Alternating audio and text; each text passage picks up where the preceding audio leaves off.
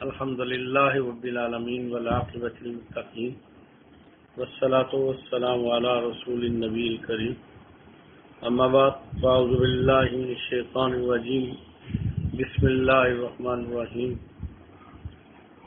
ربنا هب لنا من ازواجنا وذريتنا قرة اعین واجعلنا للمتقین اماما صدق اللہ العظیم اللهم رب اشرح لي صدری ويسر لي امری واحلل عقدۃ من لسانی يفقهوا قولی ربی زدنی علما ربی زدنی علما ربی زدنی علما اللهم صل علی محمد النبی الأمی وازواج امہات المؤمنین وذریته وآل بیته كما صلیت علی ابراہیم انک حمید مجید اللهم صل علی محمد النبی الأمی وعلى آلہ وصحبہ وبارک وسلم.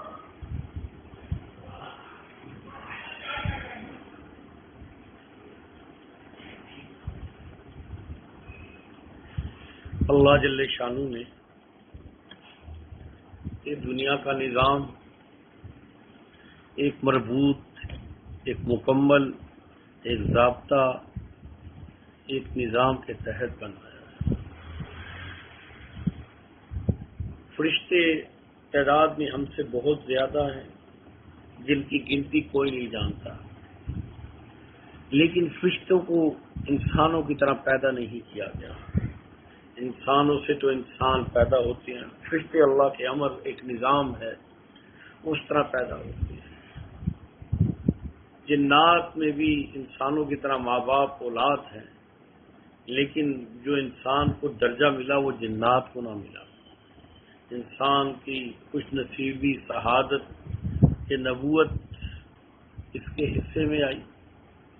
باقی ولایت جنات میں بھی، کیونکہ جب صحابی جن بن سکتا ہے تو ولایت تو صحابہ کے کسی کھاتے میں نہیں آتی.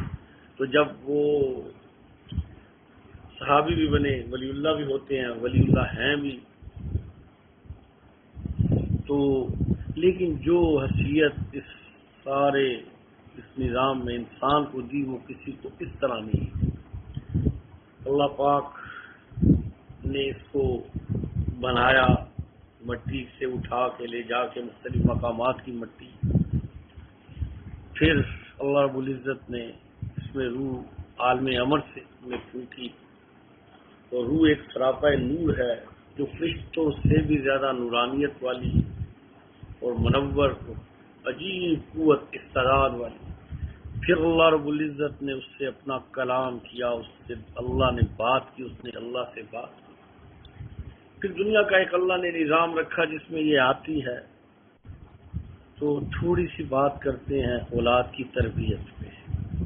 ہم مسلمان ہیں، ہمیں ہر معاملے میں رسول اللہ صلی اللہ علیہ وآلہ وسلم کی حیات طیبہ، آپ کے ازواج، آپ کے اولاد، آپ کے اصحاب کی طرف دیکھنا ہوگا کہ انہوں نے زندگی کے شب و روز، خوشی غم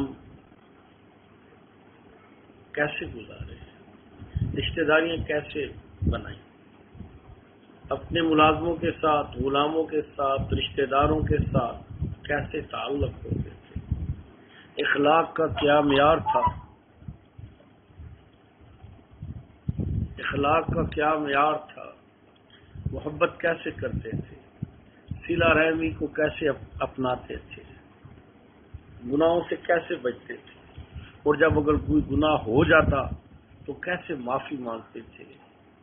اللہ صحابہ اہل بیت کے درجات بلند کرے کہ جنہوں نے قیامت تک کے لیے ضابطۂ حیات بنا دیا. اب جب بچہ کسی مسلمان کے گھر میں پیدا ہوتا ہے تو پہلی خوش نصیبی وہ یہ لے کے آتا ہے جو دنیا کی سب سے بڑی شہادت ہے کہ مسلمان گھرانے میں پیدا ہوا. اسے وراثت میں اسلام نصیب ہوا، رسول اللہ صلی اللہ علیہ وسلم کی غلامی نصیب ہو. یہ بہت بڑی نعمت ہے. مفسرین محدثین نے اس پہ بڑی بحث کی ہے کہ جو بچے نابالغی میں مسلمانوں کے فوت ہوتے ہیں اور جو کفار فوت ہوتے ہیں کیا فرق ہے؟ تو اس میں بھی اختلاف ہے۔ مسلمان کے بچے کو ایمان کی وجہ سے نہ صرف جنت میں جائے گا، ماں باپ کی مغفرت کا ذریعہ بن جائے گا۔ حدیث آتی ہے میدان محشر میں، وہ جب اس کے ماں باپ کو ہتھکڑیاں بیڑیاں پہنا کے جہنم کی طرف جانے کا حکم ہوگا، تو وہ بچہ جو 4 ماہ کے بعد جب اس میں جان پڑ گئی، اس سے لے کے بلوغت سے پہلے تک کا بچی یا بچہ جو فوت ہوا، وہ تو بارگاہ الہی میں فریاد کرے گا، اے بار الہ، آپ نے مجھے دنیا میں میرے ماں باپ سے جدا کر دیا تھا، آپ نے دنیا میں میرے ماں باپ کو مجھ سے جدا کیا، میں ان سے جدا ہوا، یا اللہ وہ ایک جدائی وہ تھی، آج دوسری جدائی بھی ڈالی جا رہی ہے کہ میں جنت میں چلا جاؤں گا اور میرے ماں باپ جہنم میں جلیں گے۔ اللہ اب مجھے اپنے ماں باپ سے جدا نہ کر، اے اللہ مجھے اپنے ماں باپ سے علیحدہ نہ کر۔ اللہ اگر آپ کا فیصلہ ہے کہ یہ جہنم کے جانے کے قابل ہیں تو اللہ مجھے بھی جہنم میں ڈال، میں تیار ہوں ماں باپ کے ساتھ جہنم میں، لیکن ان کی جدائی کے لیے تیار نہیں۔ بارگاہ الہی سے ہوگا کہ تو نابالغ، تو بچہ، تو معصوم، تجھے جہنم میں کس گناہ میں ڈالا جائے؟ وہ کہے گا اللہ گناہ تو نہیں، جہنم میں نہ ڈال، لیکن تو میرے ماں باپ کو جہنم میں ڈال رہا ہے تو میں جنت میں کیا کروں گا؟ ایسی جنت کو جہاں مجھے میرے ماں باپ میسر نہیں، دنیا میں بھی چھوٹ گئے تھے اور آج بھی چھوٹ رہے ہیں۔ اللہ یہ اس کی فریاد، یہ اس کی آہوازاری، یہ اس کا کلام بارگاہ الہی میں ایسا پسند آئے گا، اللہ فرمائے گا چل اپنے ماں باپ کا دامن پکڑ اور جنت میں اپنے ساتھ لے لے گا۔ یہ ایمان اتنی بڑی دولت، اتنی بڑی نعمت، اتنی بڑی عظمت ہے۔ ہمارے نزدیک 5 روپے کے سکے سے لے کے 5000 تک کے پیسے کی قدر ہے، جیب میں ہو تو بڑے خوش ہوتے ہیں۔ ہمیں اس ایمان کی قدر نہیں جو دل میں بستا، اقرار باللسان و تصدیق بالقلب، جو مرتے وقت اور جو قبر میں اور حشر میں کام آئے گا۔ اگر ایمان نہ ہو تو دنیا کی کوئی نیکی قبول نہیں کی جاتی۔ میں اس ایمان کی قدر کوئی نہیں، ہماری نزدیک اس کی حیثیت کوئی۔ تو جو کفار کے بچے ہوں گے ان کے بارے میں اختلاف ہے، دو کہ مقام اعراف جو جنت اور درمیان جہنم کے درمیان ہے، جہاں عذاب بھی نہیں ہوگا لیکن جنت جیسی صورت نہیں ہوگی، وہاں ڈالا جائے گا۔ ہمیں اس میں کوئی ایسا عقائد کا مسئلہ نہیں کہ ہم اس میں جھگڑنا شروع کر دیں، یہ اللہ کا معاملہ ہے، رب جانے جنت میں ڈالے اعراف میں ڈالے، ہمیں کوئی اعتراض نہیں، لیکن ہمیں اس بات پہ خوش ہے کہ اللہ نے ایمان کی وجہ سے مسلمانوں کی اولادوں کو جنت میں ڈالے گا۔ قرآن کی حدیث کی جن چیزوں میں اختلاف ایسا ہے نا کہ جو ایمان کو زد نہ دے اس پہ کبھی بھی نہیں پڑھنا چاہیے، وقت ضائع اتنا علیحدہ ہے، اور بعض توہین میں مرتکب ہو جاتا ہے بچے ہوتے ہیں۔ تو پھر جب بچہ دنیا میں تشریف لے کے آتا ہے تو ایمان کے ساتھ آ گیا، اب سب سے پہلا کام کیا کیا جاتا ہے؟ اس کے کان میں، دائیں کان میں اذان کہی جاتی ہے۔ یہاں گزارش ہے، میں زندگی کے مختلف مراحل سے گزرا ہوں، سینکڑوں اذانیں دی ہیں الحمدللہ، لیکن میں نے اکثر لوگوں کو دیکھا ہے کہ اس کا اہتمام نہیں کرتے۔ وہ اسپتال میں بچہ پیدا ہوا، کسی کو کہتے ذرا اذان دے دے، پتہ نہیں اس نے کبھی غسل بھی کیا ہے کہ نہیں کیا، اس نے کبھی نماز بھی پڑھی کہ نہیں پڑھی، اسے اذان بھی صحیح آتی ہے کہ نہیں آتی۔ ارے باپ ہے، اس کا چچا ہے، وہ سارے رشتے دار کھڑے ہیں، مسلمان ہے، خود کیوں نہیں اذان دیتے؟ اذان دے دے جی، بندہ ڈھونڈتے ہیں، کمپیوٹر ڈھونڈتے ہیں، اور کسی کو ڈھونڈتے ہیں۔ میں تو بعض اذان دینے گیا تو پتا چلا کہ اور بچے بھی ہیں وہ ڈھونڈ رہے ہیں کوئی آ کے اذان دے دے۔ ہائے مسلمانوں کے گھروں کے یہ حال۔ خیر، تو کوشش یہ کہ اذان جو دے وہ دیندار ہو، اللہ کا نام لے کے، وضو ہو کے، اذان دے اور دوسرے کان میں اقامت کی جاتی ہے، یعنی اذان بھی ہو گئی، اقامت بھی ہوگی۔ اقامت کے بعد تو نماز کھڑی ہوتی ہے، تو وہ جنازے کی، اسی لیے نہ اذان ہے نہ اقامت ہے۔ یہ درمیان میں اپنا رخ بھی سیدھا کرنا ہے، اپنی نیت سیدھی کرنی ہے، اپنی نیت کو بنانا ہے اور اپنا رخ سیدھا کرنا ہے، بس اس کا نام زندگی ہے۔ تو یہ عمل کب کیا جائے؟ تو اس کے بعد پھر اگلا عمل جو کیا جاتا ہے، میں تھوڑا تھوڑا عرض کروں گا، زیادہ نہیں۔ بچے کو گٹی ڈالنا جسے کہتے ہیں، مختلف نام مختلف علاقوں کے لوگوں نے رکھا ہے، گٹی ذرا مشہور ہے۔ اس میں جناب بعض خاندانوں میں تو جھگڑے ہو جاتے ہیں، میں ڈالوں گا میں ڈالوں گا میں ڈالوں گا، اور فتنے بھی بن جاتے ہیں۔ پھر بعض ایک دو نہیں چار اکٹھی ڈالتے ہیں، ٹھونس دیتے ہیں بچے کے منہ میں۔ یہ تماشا بدتمیزی ہے، بد اخلاقی ہے، یہ دین سے دوری کا۔ صحابہ رضوان اللہ تعالی اجمعین یا خود دیتے یا رسول صلی اللہ علیہ وسلم کو، اور آپ اپنے منہ میں چبا کے کھجور کو یا شہد کو ڈال کے بچے کے منہ میں بسم اللہ پڑھ کے ڈالتے تھے۔ گٹی ہمیشہ کسی دیندار نیک صالح سے ڈلوانی چاہیے، اس کی گٹی کا انشاءاللہ اثر ضرور زندگی میں کسی نہ کسی نوعیت میں ضرور ہوگا۔ 100 خامیاں بھی اگر ہوئی تو ایک خوبی بعض ایسی ہوگی جو 100 خامیوں کو چھپا لے گی۔ اگر نیچے کانٹے ہوں گے تو اوپر ایسا پھول ہوگا جو کانٹوں کو چھپا لے گا۔ اس کا اہتمام بہت کم تھوڑے لگتے ہیں، اس کا اہتمام کرنا، جو گٹی ڈالے اس کے لیے کوشش کرے باوضو ہو کے بسم اللہ پڑھے، دروشی پڑھے اور اللہ سے دعا کرے، اے اللہ اس کو نیک صالح برکت والا صحت مند، اللہ خوش نصیب ماں باپ کا فرما بردار اور دنیا اور آخرت کا کامیاب بنا دے اللہ۔ اب الحمدللہ یہاں تک بچوں کا دونوں کا ایک عمل ہے۔ اب 7واں دن جب ہوتا ہے تو اگر لڑکا ہے تو اس کے بال صاف کیے جاتے ہیں، لڑکی ہے تب بھی بال صاف کیے، جسے جنڈ اتارنا کہا جاتا ہے۔ علماء نے لکھا ہے کہ جب اس کے بال اتارے جائیں تو بالوں کو رکھ کے اس کے برابر وزن، تو مشکل ہے وزن کرنا، اس کے وزن کے برابر چاندی صدقہ دی جائے، تو آپ یہ سمجھ لیں کہ 400-500 6,000 لگا لیں صدقہ، اللہ اس بچے کو آنے والی آفتوں سے بچائے گا۔ ایک دوسری طریقہ لکھا ہے کتابوں میں کہ زعفران لے کے نا تھوڑا سا، زعفران ایسے ملتا نہیں، شامل نہیں ہوتا، گھلتا نہیں ہے، اس کا طریقہ ہے کہ ذرا سے چمچ میں ڈال کے نیچے موم بتی سے آگ کرے نا تو وہ آکڑ جاتا ہے، تو اسے ایسے دبائیں تو چورا ہو جاتا ہے، ویسے وہ چورا نہیں ہوتا، گرم ہوتا ہے تو ہوتا ہے۔ اسے سرسوں کے تیل میں مکس کر دیں، اور جب وہ اچھی طرح مکس ہو جائے تو بچے کی جب بال صاف ہوں تو بچے کے سر پہ یہ زعفران والا تیل ملا جائے۔ لکھا ہے کہ بچہ انشاءاللہ ذہین اور سمجھدار ہو۔ اور اس کے بعد جب بچہ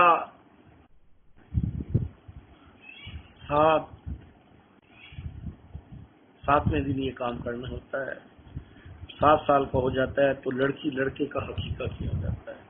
یہاں میں عرض کرتا ہوں بڑا تکلیف دہ عمل ہے، بہت دکھ والا عمل ہے۔ رواجوں پہ ہزاروں نہیں لاکھوں روپے لگائیں گے، ہزاروں مرغیاں اڑا دی جائیں گی، کیک اور پیزے کھلائے جائیں گے، بکرا نہیں ذبح کیا جائے گا۔ میرے نبی نے جو فرمایا اور میرے نبی نے جو کر کے دکھایا اور صحابہ کی جماعت میں اور امت میں جو چیز تسلسل سے وہ نہیں کی جائے گی۔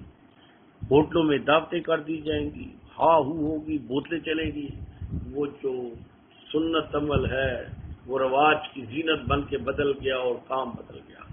لڑکا ہے تو 2 بکرے اور اگر لڑکی ہے تو 1، لڑکا ہے تو 2۔ اس کے لیے لکھا ہے کتابوں میں کہ یہ خون بہا ہے، اللہ اس کی برکتیں اس بچے اور بچی کی زندگی میں ڈالتے ہیں اور آنے والے کتنے حادثات، پریشانیاں، تکلیف، دکھ، دردوں سے اسے بچاتے ہیں۔ ہمیں سمجھ ہی کوئی نہیں، ہم نے تو لوگوں کو راضی کرنا ہوتا ہے، رشتہ داروں میں ہاں ہو کرنی ہوتی ہے، پیسے لینے ہوتے ہیں، پیسے جمع کرنے ہوتے ہیں، چندے شروع ہو جاتے ہیں، کس نے کیا دیا تھا، میں نے کیا دیا، کپڑے شروع ہو جاتے ہیں، اور میرے نبی کا سنت عمل بس فنا ہو جاتا ہے۔ ہوٹلوں کا ایک دن وہ جو فنکشن کا کرایہ ہے نا، وہ اس سے 20 بکرے ذبح ہو سکتے ہیں، لیکن 2 بکرے بھی ذبح نہیں، مرغیاں بن جاتی ہیں اور بکرے ذبح نہیں کیے جاتے۔ سنت کو سنت ہی کے درجے میں رکھا ہے۔ علماء نے لکھا ہے النکاح من سنت فمن رغب عن سنتی فلیس منی کما قال النبی صلی اللہ علیہ وسلم، نکاح میری سنت ہے، اور جو اس سے اعراض کرے ہم اس سے نہیں، تو سنت ہے نا، تو سنت کے طریقے کے مطابق سنت ہے، اپنی مرضی سے کرنا سنت نہیں ہے۔ ہماری بدنصیبی یہ ہے کہ سنت عمل کو ہم اپنے انداز میں کرتے ہیں، سنت کے طریقے میں نہیں کرتے، چاہے وہ شادی ہے، چاہے وہ بچہ پیدا ہونے پہ ہے، چاہے حقیقہ ہے، چاہے وہ ولیمہ ہے، چاہے وہ فوتگی ہے، سنت کو اپنے انداز میں کرتے ہیں۔ جب وہ سنت نہیں رہتی وہ رواج بن جاتا ہے، لیکن مقصد لوگوں کو خوش کرنا ہوتا ہے، مصیبت کی بنی تو بھی حقیقہ آپ کر لیں، دعوت کوئی عرض نہیں، 2000 مرغی پکائیں، لیکن آپ گوشت کو کریں اور اسے خود بھی کھائیں، عزیزوں کو کھلائیں اور غریبوں میں بھی بانٹیں۔ لڑکے کے لیے 2، لڑکی کے لیے 1، اور جو لڑکا ہے اس کا ختنہ کیا جائے گا۔ اگر اس میں بچہ بیمار ہے تو بعد میں بھی کیا جا سکتا ہے، ڈاکٹر چیک کر لیتے ہیں اور بعد میں کیا جا سکتا ہے۔ اب رہی حقیقے کی، یہاں اگلی وضاحت میں کرتا چلوں۔ بعض لوگ کہتے ہیں جی ابھی ایک اور بچہ ہونا ہے تو اکٹھا حقیقہ کر لیں گے۔ علماء نے لکھا ہے حقیقہ 7 دن بعد ہوتا ہے، اور اگر اس کا 7واں دن چھوٹ جائے تو 14 دن بعد، اس کے بعد وہ اس درجے کا مستحب نہیں رہتا۔ کرا لے تو اچھی بات ہے، لیکن اس کی وہ جو درجہ تھا، اس کی جو کیفیت تھی، اس کا جو تھا، وہ اس سے نیچے آ جاتا ہے۔ اب تو کتنے بندے معذرت کے ساتھ ہم سے مسائل پوچھتے ہیں جی وہ میرا عقیقہ نہیں ہوا تھا تو میرا ولیمہ ہے تو اس میں عقیقہ بھی شامل کر لوں، ہو جاتا ہے۔ شاید عید کی بڑی عید کی قربانی پہ تو بہت ایسے واقع ہوتے ہیں جی وہ حقیقے بقایا تھے تو قربانی میں ساتھ حقیقے بھی شامل ہو جائیں تو ہو جاتے ہیں، کوئی حرج نہیں ہے، کیونکہ اگر قربانی آپ نے کرنی ہے، آپ کے پاس 4 حصے ہیں، 5 حصے ہیں، 2 حقیقے کے ڈالنے 7 پورے ہو جائیں گے، 7 ہی کرنے ہوتے ہیں۔ بیل میں گائے میں 7 حصے ہوتے ہیں، ویسے 1 بکرا کرنا ہوتا ہے۔ تو یہ معذرت کے ساتھ یہ ہمارے ہاں فضول خرچیوں پہ، خلاف سنت اعمال پہ، دکھاوے پہ، رواجوں پہ ڈھیروں پیسے لگتے ہیں، حساب ہی نہیں۔ میں نے کتنے ایسے حضرات دیکھے ہیں جو بچی کی منگنی پہ 20 لاکھ سے زیادہ خرچہ ان کا ہوتا ہے، اور میرے نبی کی سنت پہ چند پیسے لگنے میں سارے ہی پریشان ہوتے ہیں۔ جس کے صدقے ہمیں ایمان ملا، جس کی دواؤں کی برکت سے ہماری شکلیں ابھی تک مست نہ ہونی، ورنہ ہمارے کرتوتوں میں تو ہمیں ریچھ خنزیر بندر ہو جانا چاہیے۔ ہمارے اس کی سنت کے لیے ہمارے پاس نہ پیسے ہیں نہ وقت ہے، تو یہ حقیقے کا کام آ گیا۔ اب اگلی بات آ گئی بچوں کو دودھ پلانا۔ عربوں میں تو رواج تھا کہ وہ دائیا کو دیتے تھے، لیکن یہاں ہمارے یہاں پاک و ہند الحمدللہ مائیں خود پلاتی ہیں، اللہ ماشاء اللہ کوئی فیشن کی وجہ سے یا کوئی بیماری کی وجہ سے نہ پلائے، وگرنہ اکثر اچھا اہتمام ہے۔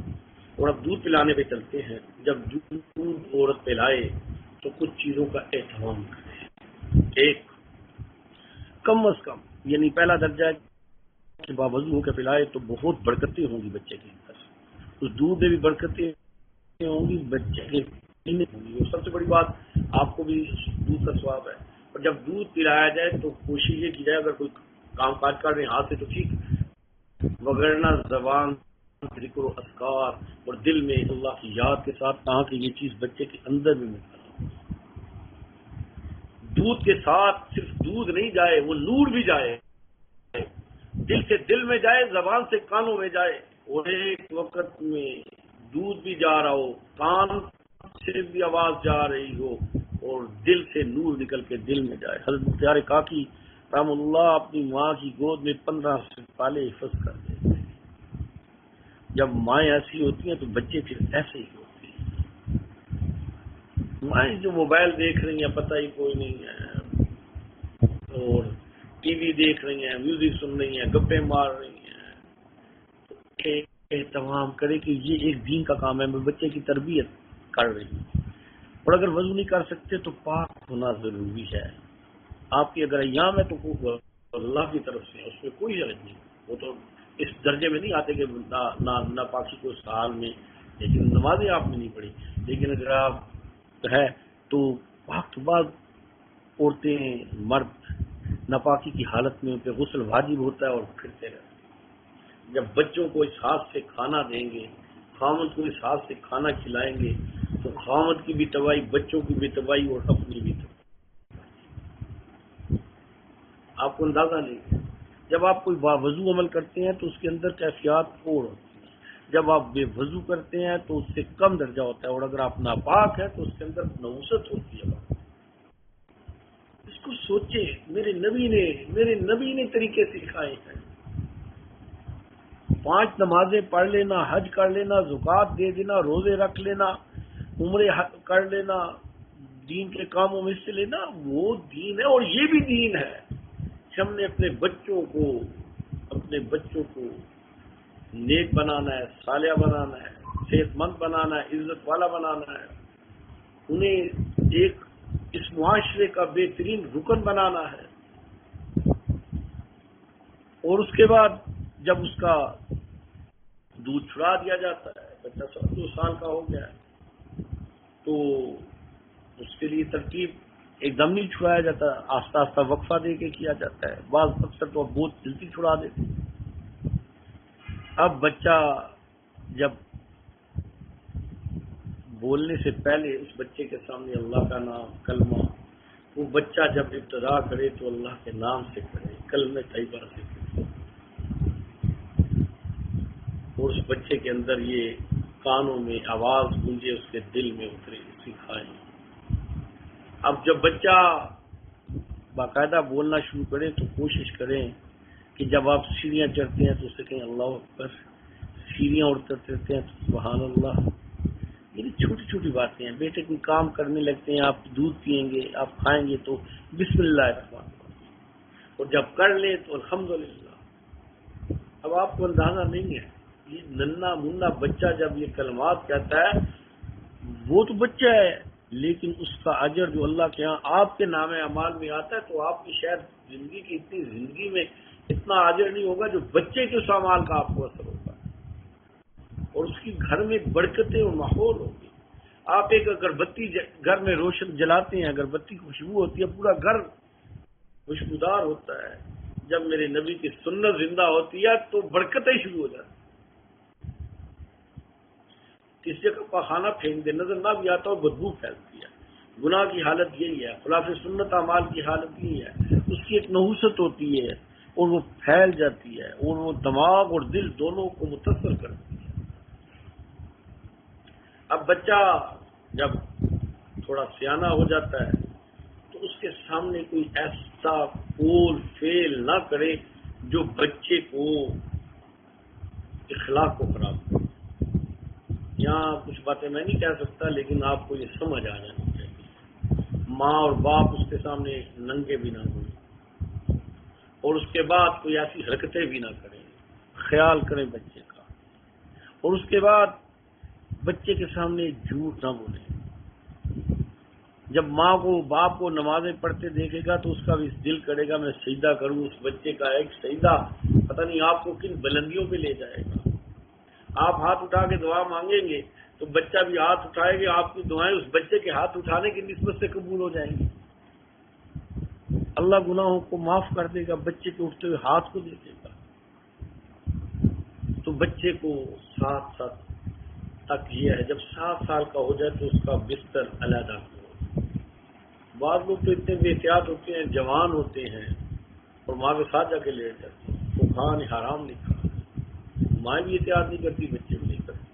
ویسے بیٹھ گیا ہے، ماں بیٹھی لیٹی ہے، پاس آ کے بیٹھ گیا یا ماں بیٹھی ہے ایسے، لیکن یہ بعض لوگ تو احتیاط ہی نہیں کرتے، ایسے بھی رات کو بھی جا لیٹتے ہیں۔ یہ تو حرام تھے، ناجائز۔ حدیث میں بڑا راست منع کیا گیا ہے کہ کہ ایک بستر میں دو عورتوں کا یا دو مردوں کا یا کسی غیر محرم کے ساتھ یا ایسا کہ جو رشتے میاں بیوی کے علاوہ جائز نہیں، اور یہ بہت خاندانوں میں یہ سمجھا جاتا ہے کوئی بات نہیں، ہمیں تو بڑا پیار ہے، یہ پیار نہیں ہے، یہ بے وقوفی اور جہالت ہے۔ اس کے بعد بچہ جب 7 سال کا ہو تو اسے نماز کا کہیں اور سکھائیں اور ترغیب دیں، اور اب تو بچہ ماشاءاللہ 3 ساڑھے 3 سال کا ہوتا ہے تو اسکول جانا شروع ہو جاتا ہے، اور کچھ آئے نہ آئے پیون ضرور سے آ جاتی ہیں، اور اسکول کا سبق پھر بچہ اسکول سے آتا ہے ٹیوشن پہ چلا جاتا ہے۔ اب یہاں پیچھے میں واپس آتا ہوں، سب سے پہلی آپ کی ذمہ داری جیسے اسکول ہے نا، اس سے بڑی ذمہ داری ہے کہ بچے کو کلام اللہ قرآن مجید سکھائیں۔ میں نے کتنے لوگ دیکھے ہیں ماں باپ نے قرآن مجید پڑھا ہے اور PhD بھی کر بیٹھے، اور کتنے دیکھے ہیں کہ عورتیں پڑھا دیتی ہیں محلے والی، ان بیچاروں کو نہ مخرج آتے ہیں نہ زیر زبر کی پہچان صحیح ہوتی ہے، اور بس غلط ملط ساری زندگی بنتا ہے پڑتا رہتا ہے۔ ایسا کرنا مناسب نہیں۔ ہم اتنے مہنگے ٹیوٹر لگا لیتے ہیں جو بچوں کو پڑھاتے ہیں، تو اگر مدرسہ آپ کے قریب ہے تو اگر انتظام ہو سکتا ہے آنے جانے کی آسانی ہے تو بچوں کو وہاں کریں، اور اگر نہیں تو ایسی خاتون ضرور مل جاتی ہیں اب تو ماشاءاللہ جو قاریاں ہوتی ہیں۔ بچے کا جو مخرج، لفظ مخرج جو میں استعمال کروں میں قرآن مجید کے الفاظ کے اپنے مقام سے ادائیگی کا نام ہے۔ جو بچپن میں بن گیا، جو بگڑ گیا۔ بچے کو ایک ہی دفعہ ایسے استاد سے پڑھائیں کہ جس کی قرآن مجید کی ادائیگی ٹھیک ہو، مخرج سے ہو، خوبصورت ہو۔ آپ کا بچہ قرآن مجید پڑھے گا تو آپ کو لطف آئے گا، اور اس کے ساتھ آپ پڑھائیں، اسکول میں پڑھائیں، جو بھی وردی کریں، ترتیب کریں۔ اور اگر آپ نے بچے کو حفظ کرنا ہے تو میری ذاتی درخواست بھی ہے، تجربہ بھی ہے کہ بچے کو اسکول کی 5 کلاسیں پڑھا کے حفظ کرانا ذرا اچھا ہوتا ہے، بچہ سیانہ بھی ہو جاتا ہے، سمجھدار بھی ہو جاتا ہے، اور اگر آپ اس کے بعد اسے مزید پڑھانا چاہتے ہیں تو یہ بچہ اس حفظ کو کور کر کے اپنی ایڈجسٹمنٹ بھی کر لیتا ہے، آگے چلا جاتا ہے، اور وہ حفظ کے 2-3 سال وہ 6 مہینے کا فرق رہتا ہے، باقی بچہ ایڈجسٹ کر کے آگے کلاسوں میں چلا جاتا ہے۔ اب اس کے بعد 7 سال کا ہو تو نمازوں کی ترغیب دیں، جب 10 سال کا ہو تو حدیث میں آتا ہے نبی صلی اللہ علیہ وسلم فرمایا کہ نماز نہ پڑھنے پہ اس کی پٹائی کرو، اور آپ صلی اللہ علیہ وسلم فرمایا ماں باپ کی بچے کو جو مار ہوتی ہے غلط باتوں پہ، دین پہ نہ چلنے پہ، وہ ایسی ہے جیسے باغ میں مالی پانی دیتا ہے، اگر مالی پانی دینا بند کر دے تو پودے سوکھ جاتے ہیں۔ یہ تربیت ایسی ہے تو اللہ کی محبت اس میں پیدا ہو۔ اور میں نے پہلے آپ کی کہ آپ کا بچے کا سب سے بڑا آئیڈیل اس کے ماں اور باپ ہوتے ہیں، ان کے سامنے جھوٹ بولیں گے، موبائلوں پہ پاگلوں کی طرح لگے رہیں گے، آپس میں گالی گلوچ کریں گے، لڑیں گے، رشتہ داروں کی غیبتیں کریں گے، جھوٹ بولیں گے، ہیرا پھیریاں کریں گے، تو آپ اپنے بچے کو وراثت میں یہ سارے گناہ، غلطیاں، ساری بدماشیاں آپ منتقل کر رہے ہیں، اور کل جو بچہ کرے گا ماں اور باپ دونوں مجرم ہیں۔